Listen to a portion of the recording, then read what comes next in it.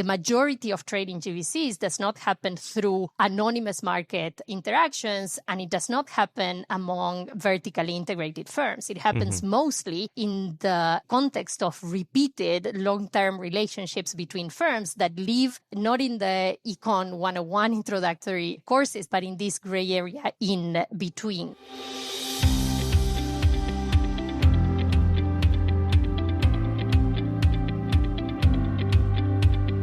Welcome to Vox Dev Talks. My name is Tim Phillips.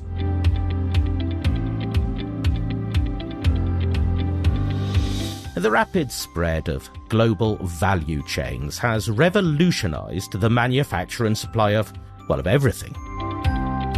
We can point to trade statistics to show that, but what aspects of the relationships between producers and buyers aren't captured in these statistics? What can we learn from those dimensions about how to build fairer, more sustainable relationships in future? Long-time observers of global value chains, Giulia Cajal Grossi of the Graduate Institute in Geneva and Rocco Macchiavello of the London School of Economics, are two of the authors of a study of how supply chains really work into industries, and they join me now. Giulia, welcome to Vox Dev Talks. Hi, Tim. Thanks for having us. And hi, Rocco. Hi, Tim. Thanks for having us. So first of all, how important are global value chains as drivers of development? We would say very important. Yeah.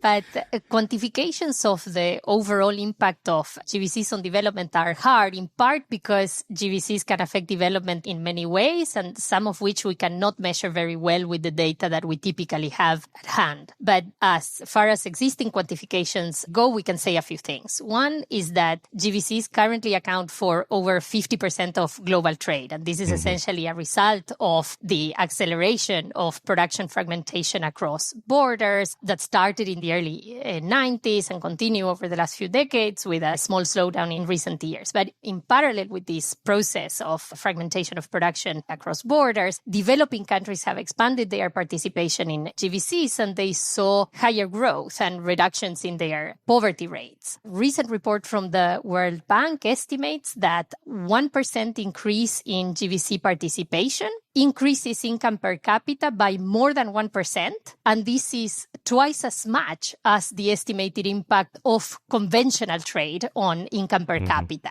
This outperforming of GVCs over regular trade in terms of delivering on poverty reduction comes from developing countries transitioning out of commodities and into basic manufacturing and activities of a higher value addition, but also in the pulling from employment and from the demand of intermediate inputs that can give a further boost to private sector development. And then obviously technology transfers and the passing of know-how shared between buyers and suppliers across borders also play a big role. So again, quantifications are a little bit elusive, but at least qualitative, I think there is widespread consensus that GVCs have played a very big role in the reduction of poverty across the developing world. In this paper that you've written, which is an investigation into how this works, you picked two industries, garments and coffee. Why these two?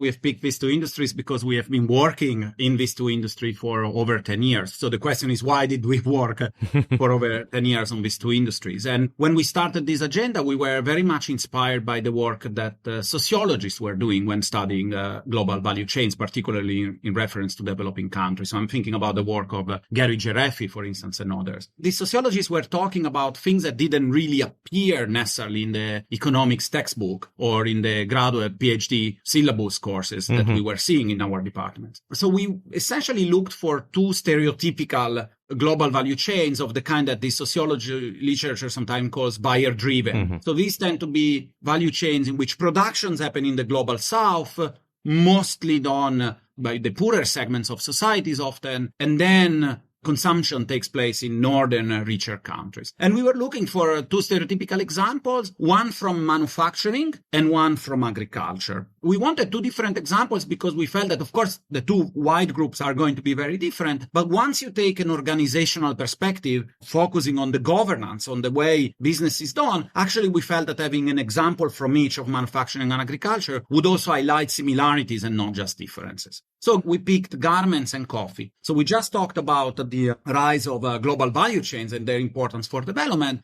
Garments is often has been associated with the early phases of industrialization and structural transformation. So this is true if you see countries in the West, but also countries more recently in East Asia. Garments played a very important role, along a few other industries, in starting that journey that then creates manufacturing powerhouses. It's possible that this is the case because it's a very labor-intensive industry, the final stage of the garment value chain, and therefore countries that have abundant and cheap labor have some kind of Ricardian and comparative advantage in the production of these garments. But at the same time, garments is produced in much larger factories than the production units that are typically observed in developing countries, where there are very few large firms. Garments is like a gymnasium, if you like, where countries learn how to do manufacturing at international standards. And then they can move on and apply this, having learned management practices in garments, and maybe they can apply them in light electronics or in cars and in other things. Garments has also intrinsic relevance because of its social role in many of these countries. In many countries that produce garments, the vast majority of the employees are women, and therefore in countries like, say, Bangladesh and other in Southeast Asia particularly, but also if you look at the historical experience in Western Europe and in North America, garments have played a very important role also in generating work opportunities outside the home for women, and therefore has been an engine not just of economic transformation, but also of socio-economic transformation. So coffee instead, we were looking for an agricultural chain, and there agricultural chains are incredibly fragmented often, and therefore we were looking for a chain in which you had many smallholders, and at the same time it was an export-oriented chain so that we could track what happens after the farm gate, essentially. And yeah, coffee gives a fantastic example of that. There are over 25 million smallholder farmers around the world. It's, until recently after oil, the most valued traded commodity in the world.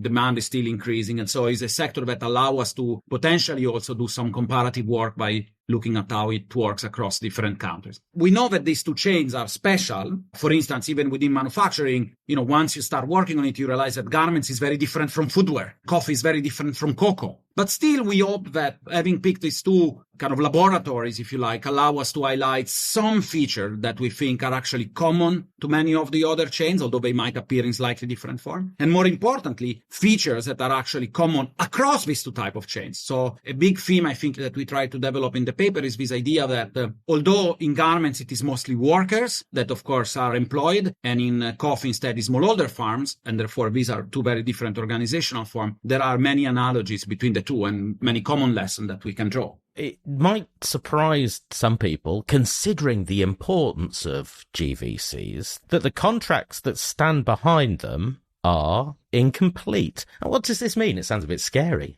Economists, when they refer to incomplete contracts, they refer to situations in which parties can't write enforceable contracts that specify what should happen in every possible circumstance. And a moment of self-reflection then immediately suggests that incomplete contracts are a fact of commercial life, in the sense that unforeseen contingencies arise every day for every business. Now, even when parties do write these extremely complex contracts, and you can think, for instance, some contracts I've seen in the oil and gas exploration and exploitation industry as hundreds of pages long. So these are incredibly sophisticated and complex documents. Even when parties write that, they know that the contract can't possibly cover all things that could happen over the course of a long-term relationship, which is often what is needed for this very complex product. Even when contracts are not perfectly enforceable in this sense, they serve other important purposes, because when an unforeseen contingent happens, so it's something that we didn't exactly agree before on what we should be doing, then we are going to behave, or we're going to have expectations about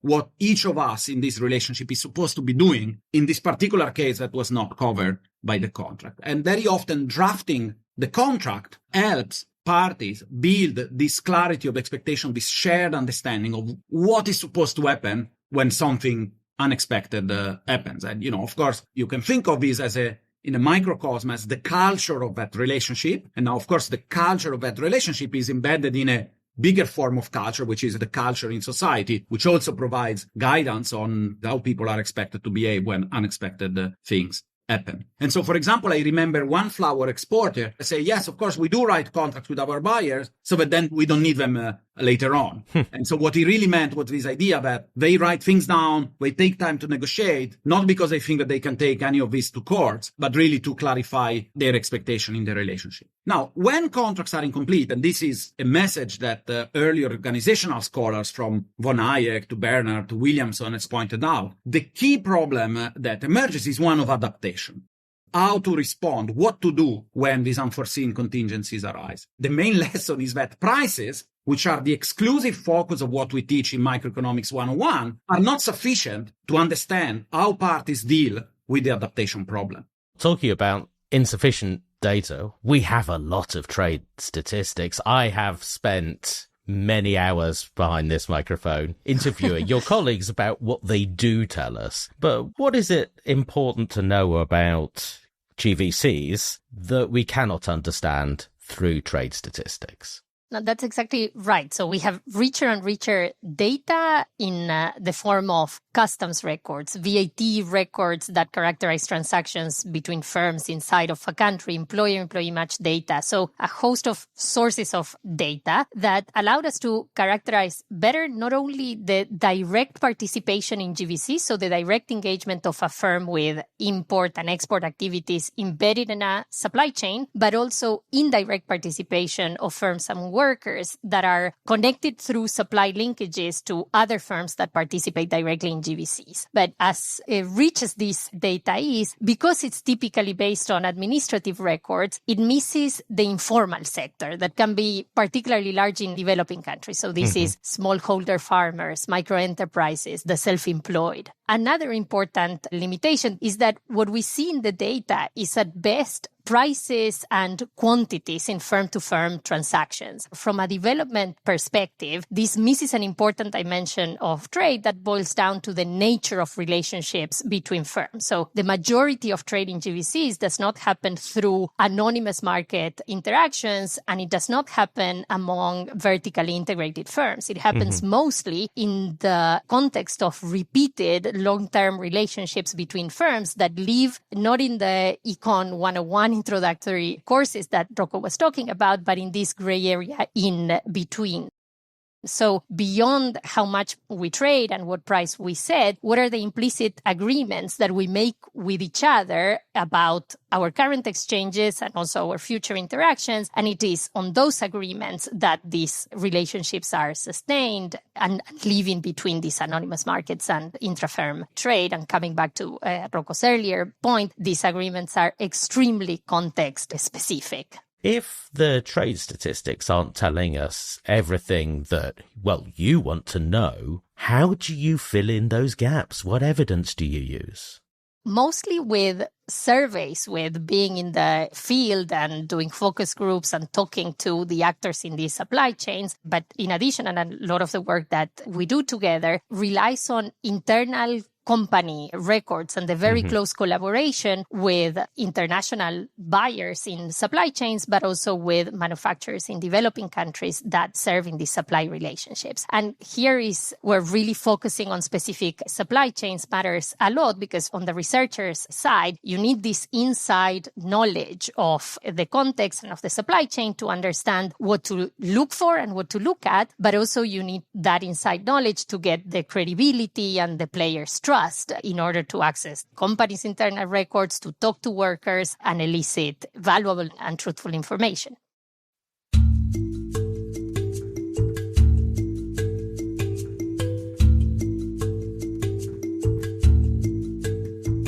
So as we were discussing with incomplete contracts, it's comparatively straightforward to contract for quantity, but not so easy to contract for quality. From your experience, how in these relationships is quality measured and delivered?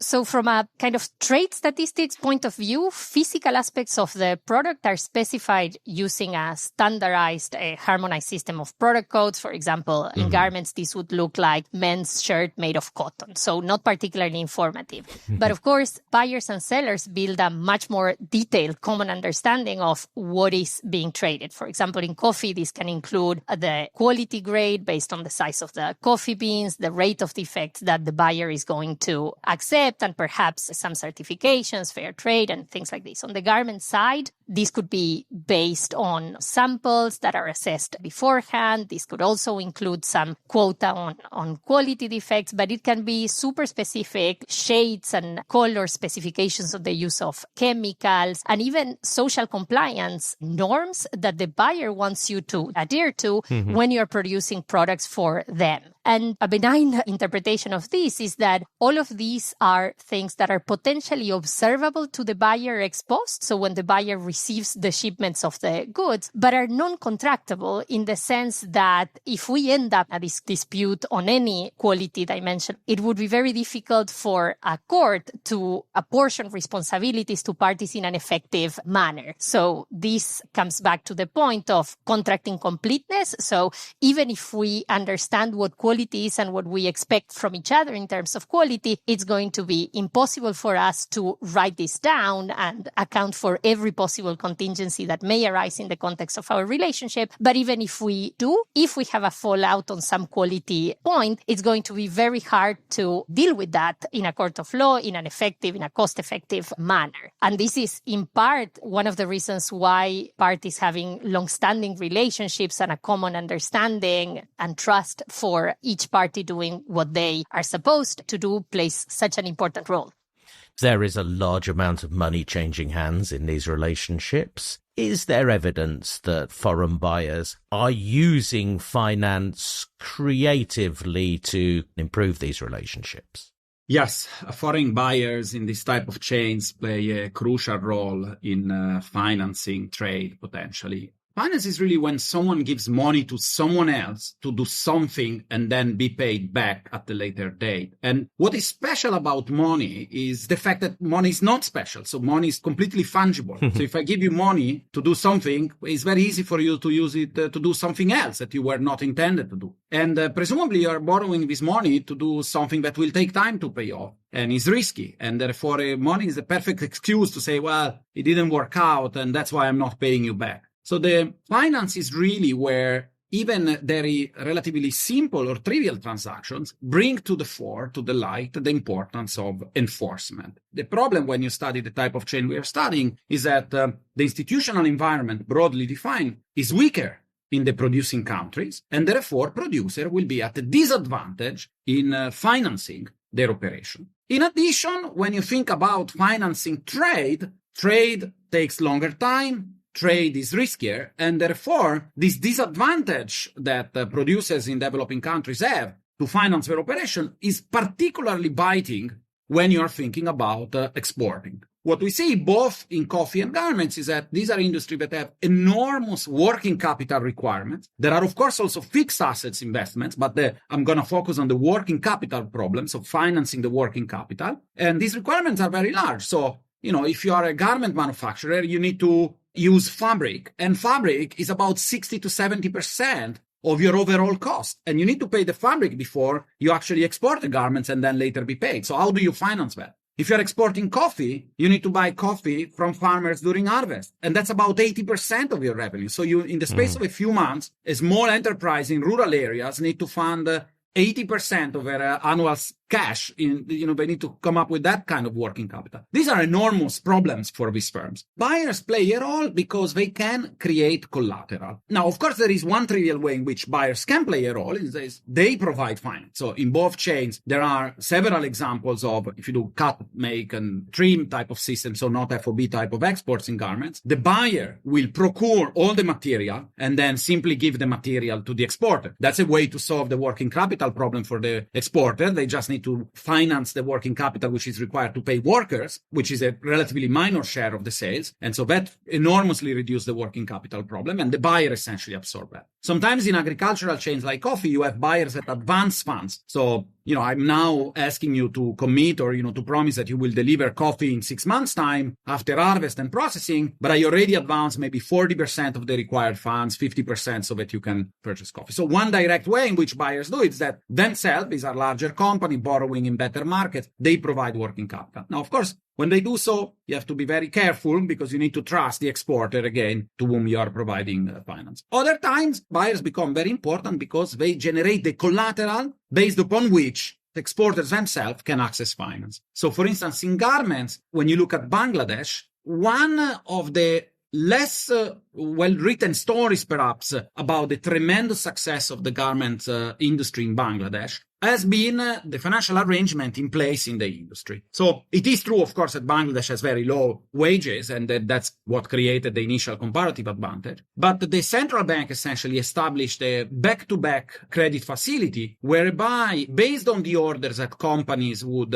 have from foreign buyers, the exporter could then open a letter of credit vis-a-vis foreign exporter that would then deliver the fabric. And so, in other words, you use an order or a letter of credit that you have with the buyer in order to open another letter of credit that allows you to finance more smoothly the importing of fabric. And what that has allowed the industry essentially is to completely develop on an FOB system, which is very good because it allows the exporter to gain more control over more stages of production or more value added and be more involved in the commercial aspect of the industry relative to a system in which the buyer simply provides the fabric and then gets back the fabric stitched in some garments. In coffee, what very often the forward contracts for a physical coffee that the buyer contract with the exporter, so these promises of saying you'll deliver 2 containers of coffee like in 6 months or 1 container of coffee in 6 months. These contracts, which often take the form of letter of intent more than contract because the environment is so volatile, are often used by companies to borrow money from lenders who issue working capital loans based on these promises. And there are models, for instance, the root capital model that very often the lender will try to have a direct relationship with the buyer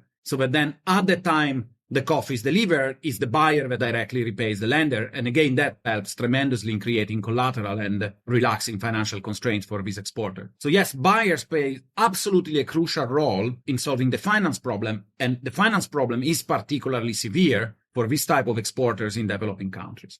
Implicit in everything that you say here are concepts like flexibility and reliability. Can they easily be communicated or contracted in advance for these relationships? Yeah, flexibility and reliability are the two main issues that when I talk, especially to buyers, but also to exporters, pop up in conversation as really the tricky one to achieve. So by reliability, we mean the confidence that the buyer has in the fact that the supplier will deliver the goods, the product, as agreed, pretty much no matter what. Emerging markets, they suffer a lot of shocks. There's all sorts of hiccups. If you are in an economy where there's frequent protest or, the customs officials are very slow and so forth, it's going to be very hard, for instance, to do just in time. And it takes a lot of preparation for these exporting firms to make sure that they meet the deadlines. But reliability really refers to these expectations somehow that I will get the goods as planned, when planned, pretty much no matter what. And that will often mean that the exporter needs to take significant effort to spend significant resources for which he or she is not going to be directly compensated because these are resources that cannot be written down in a contract. Yes. For obvious reason, partly is to respond to unforeseen contingency and partly is to avoid moral hazard or incentive issues. And therefore, the exporter will be expected to take actions to go beyond the call of duty very often. And that's what we mean by reliability. And flexibility is something similar. It is more referred to similar actions that are required from the exporter, but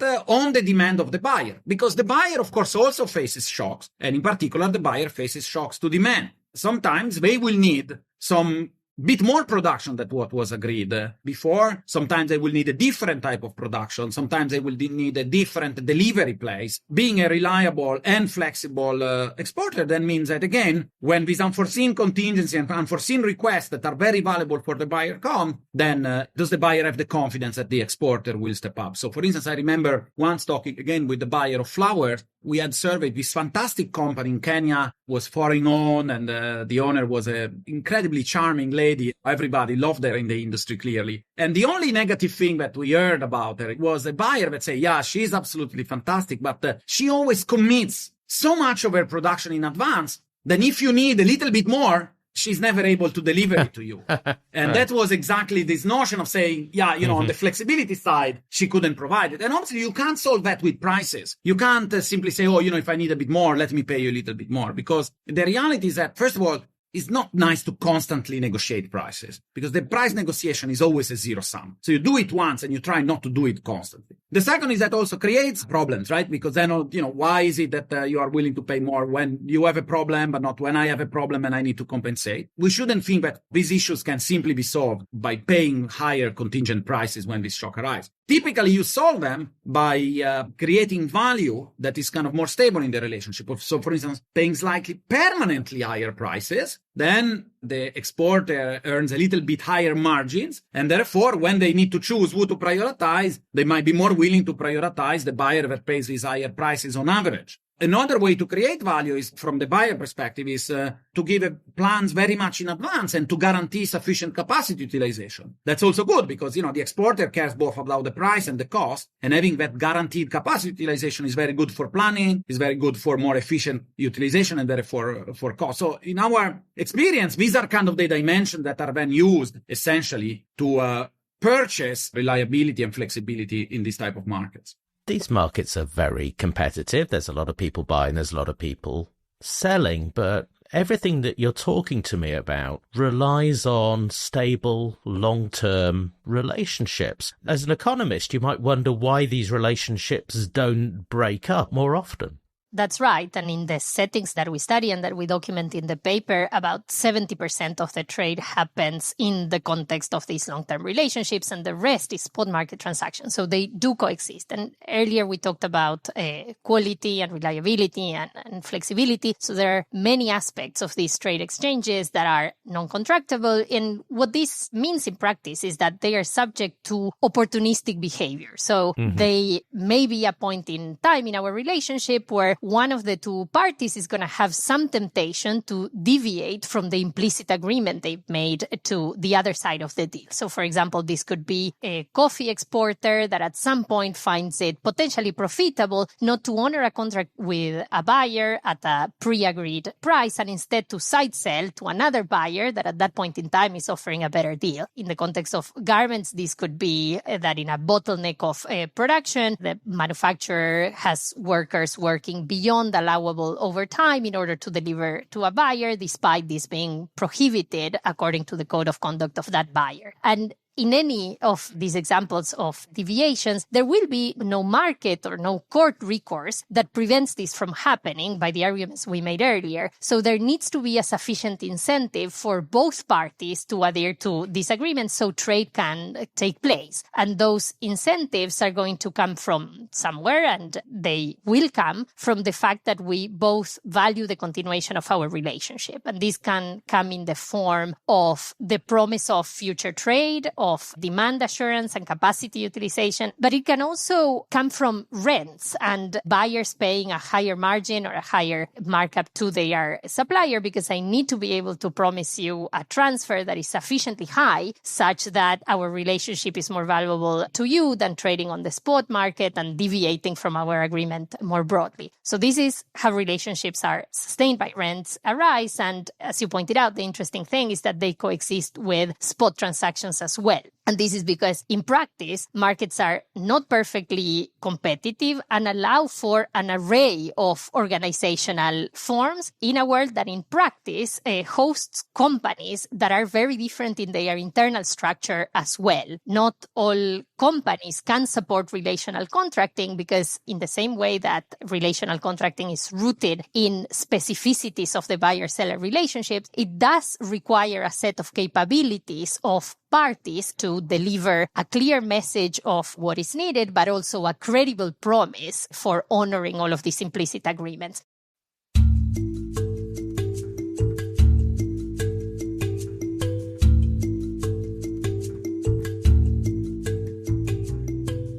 We know that a lot of foreign buyers have market power. Is there evidence in global value chains that this power disadvantages local producers? There is much talking about market power in this type of chains. I would say that the evidence is a little bit thinner than we would like to. So first of all, even measures of concentration on the buyer side are not so easy to measure specifically in these chains. What we have seen, at least at the export gate, is that for the case of garments, you have many producers. You also have many buyers. Now, it is true that some buyers are disproportionately larger than producers. But some producers from developing countries now are becoming very, very large groups that, own factories and facilities across different countries. This just to say that in garments, the question of market power at the export gate is a very complex one, and it's not simply, the large buyers call all the shot at this point. In the case of coffee, what we are seeing at the export gate is that very often the exporting side is more concentrated than the buying side. So what that to me suggests is that at least an important problem of market power in the coffee chain, there might be an issue with market power at the global level in the global market, but a lot of problem of market power arises in the domestic part of the chain. So in other words, the exporters having a lot of powers over the farmers as opposed to the foreign buyers directly. Now, of course, the two things are intertwined because a lot of the large exporters are companies that are also involved in buying and in trading. And therefore, an accurate measurement of market power there is a little bit trickier than the usual sort of bilateral oligopoly or market with monopsony power that we write down. Challenge one, the data. Challenge two, actually, when you look at the identities of these firms, things are not as simple as we would maybe read in some sort of report or journalistic account. Mm-hmm. Challenge number three, sure, there is market power in every market because there is differentiation. The question is what generates differentiation, what allows these companies to exercise market power. And there I think that sometimes even economists, they don't necessarily deploy all the machinery that industrial economists have developed to think a little bit about differentiation. I'm going to give concrete examples. So one way in which companies have market power over workers, if you think about the garment sector in Bangladesh, for instance, and we are seeing it in these days, might be the actual exercise of market power that comes from collusive conduct, if you like. This is really the kind of nasty market power that we should try not to have.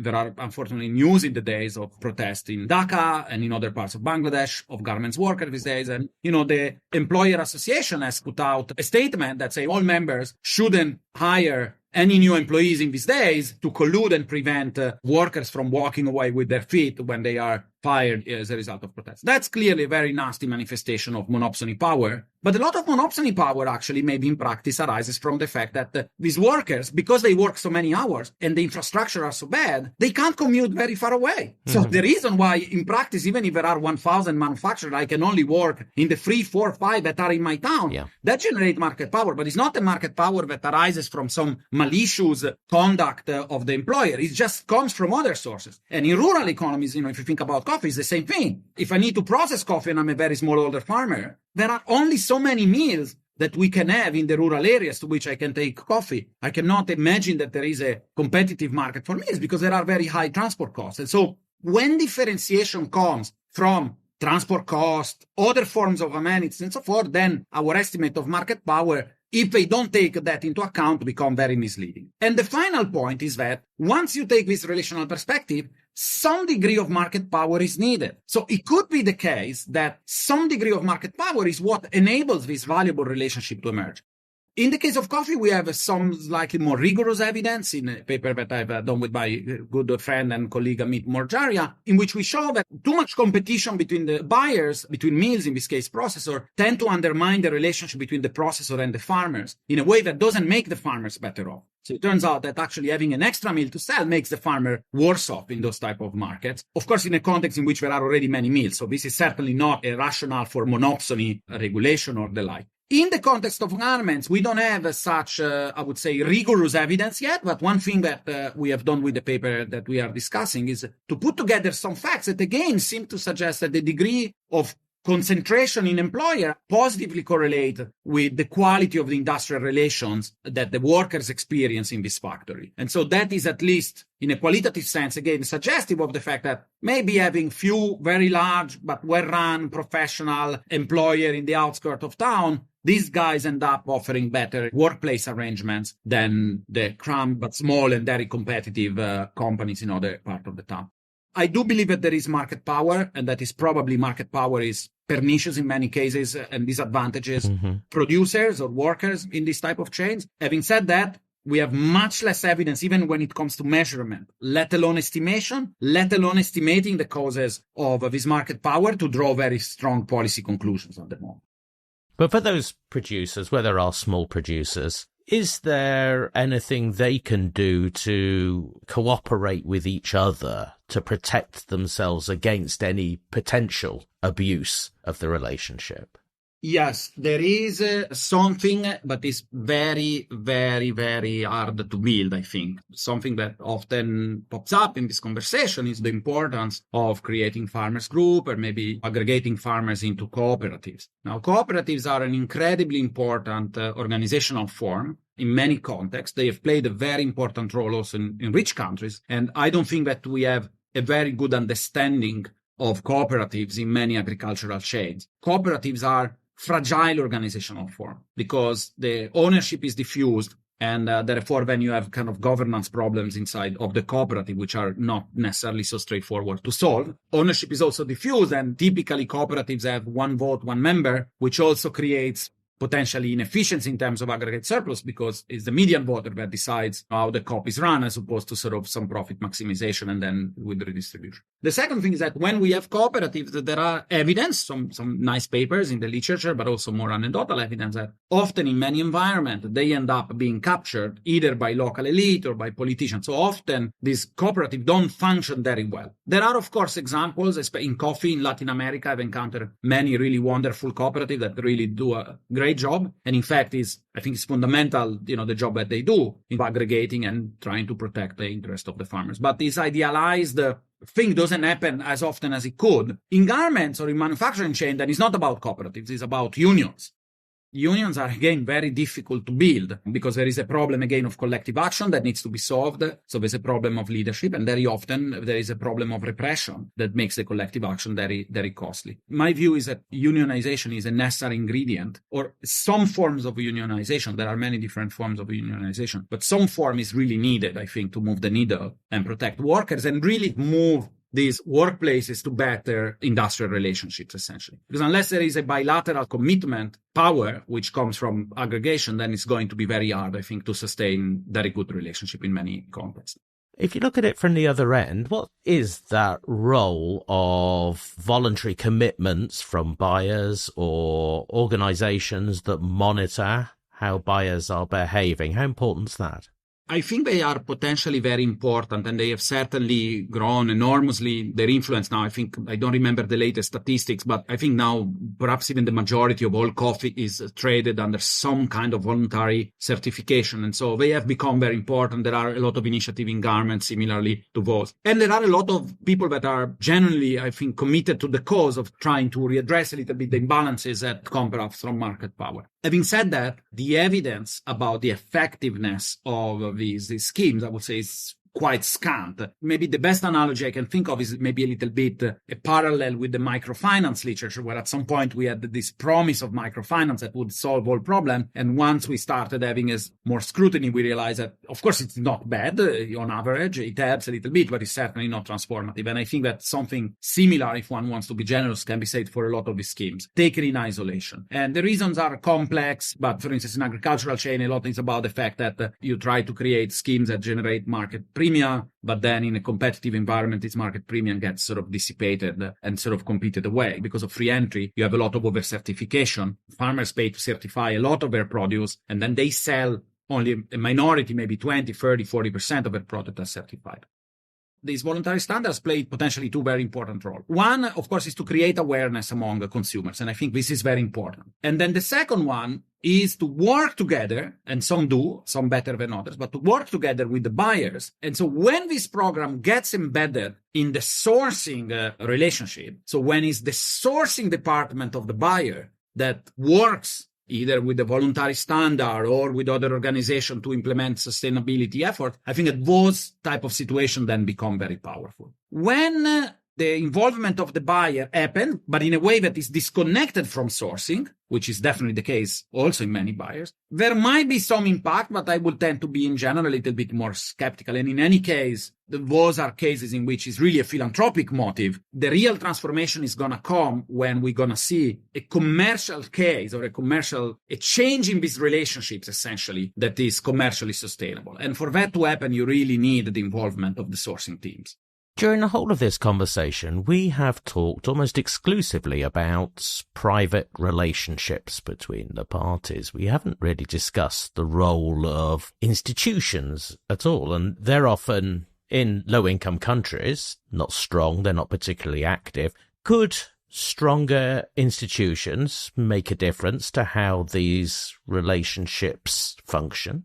One way to think about it is that stronger rule of law or stronger state capacity in low-income countries, maybe in the form of more effective enforcement and more effective monitoring, reduces that space of non-contractability in trade transactions, especially on social compliance and environmental aspects of trade transactions. And when we put it this way, as stronger state capacity reduces the non-contractability problem, one may think that this means that state capacity is a substitute for relationships and for relational sourcing. But in my view, this is not the right way to think about this. From a comparative advantage point of view, and this point exists in an earlier literature, even before we were all focused on global supply chains, countries that are abundant in high quality rule of law or in high quality state capacity tend to export goods that are intensive in the use of relationship specific investments or relationship specificity. So in this sense, state capacity is not a substitute for relationships, but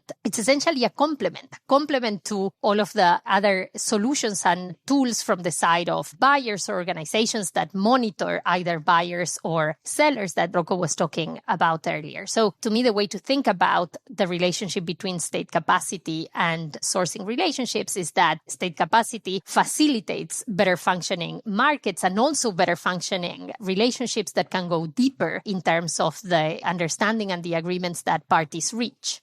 We've talked a lot about how these relationships tend to differ from place to place, from industry to industry, and that also there is much about them that we either don't know or is very hard to measure. Does this mean that it's very difficult to generalize in policy terms about what should be done to improve the lives of the people who work in these industries?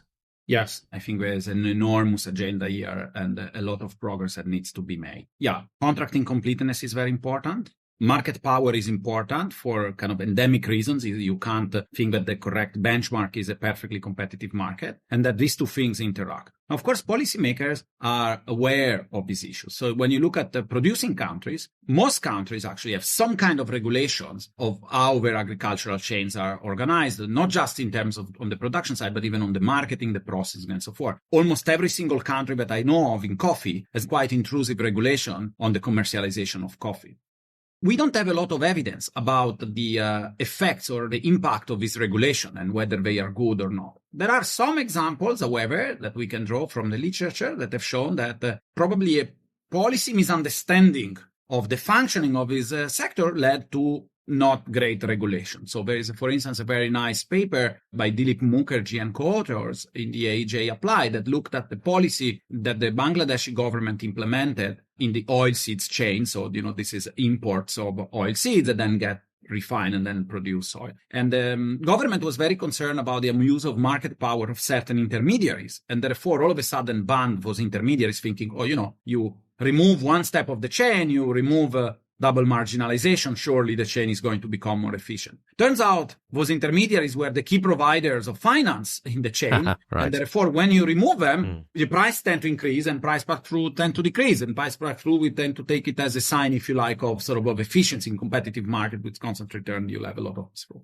Another recent example is a beautiful paper that just came out in the AR by Michael Rubens. He looks at the tobacco sector in China, where the government essentially forced some processing firms to consolidate. And the argument was because there are large fixed cost in processing, then some kind of consolidation might lead to efficiency gain and therefore to a better market. Unfortunately, that wasn't the case. What the consolidation did simply increase market power without any noticeable efficiency gain. I'm not saying that all regulations are bad. There are probably also very good regulation, and I can think of some that are particularly well designed. But yes, devil is in the detail, and poor understanding, I think, can lead to not great regulation. And in general, we don't know much about this regulation. The game changer, I think, now in this type of chain is the fact that the importing countries are starting to legislate in their trade regulations about how things that are imported should be produced in the global south. At the national level, there are examples in the US, but of course, perhaps the biggest example of this is the recent EUDR regulation on deforestation.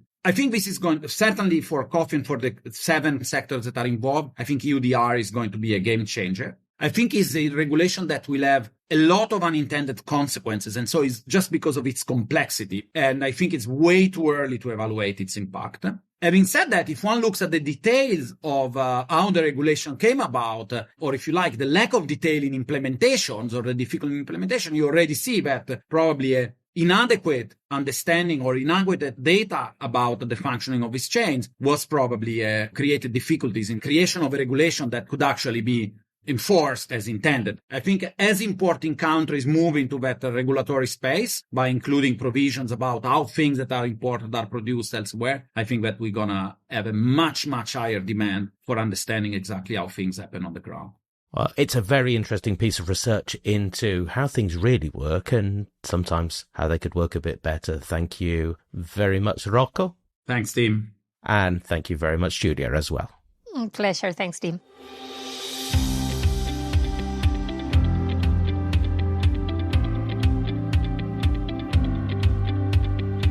The paper is called Global Value Chains in Developing Countries, a Relational Perspective from Coffee and Garments, and the authors are Laura Boudreau, Julia Cajal Grossi, and Rocco Macchiavello.